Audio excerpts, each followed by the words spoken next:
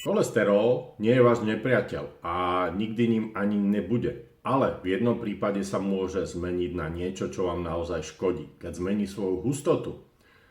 A teraz pozor, cholesterol sa nemení sám od seba. Mení sa vtedy, keď sa mení vaše vnútorné prostredie. Napríklad pri stukovatenej pečení.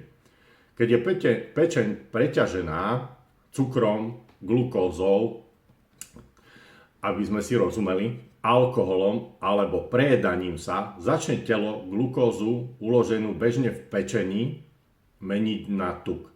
Nakoľko tie obrovské množstva glukózy, ktoré prijímate, nemá už kde ukladať. Vtedy sa LDL častice zmenšia a zhustnú, stávajú sa lepkavými, ľahšie prenikajú do ciev a spôsobujú zápal.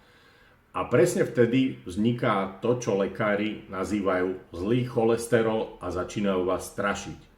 Takže nie preto, že by cholesterol bol zlý, ale preto, že vaše prostredie v tele je zlé. A môžu to spôsobovať dokonca aj mnohé lieky.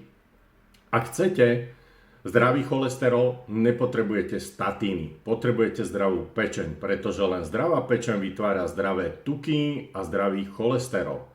Viac nájdeš na jarokucik.sk alebo v mojej telegramovej skupine, ak sa chceš dozvedieť viac. A hlavne sleduj tretiu časť týchto videí. Dozvieš sa ďalšie informácie.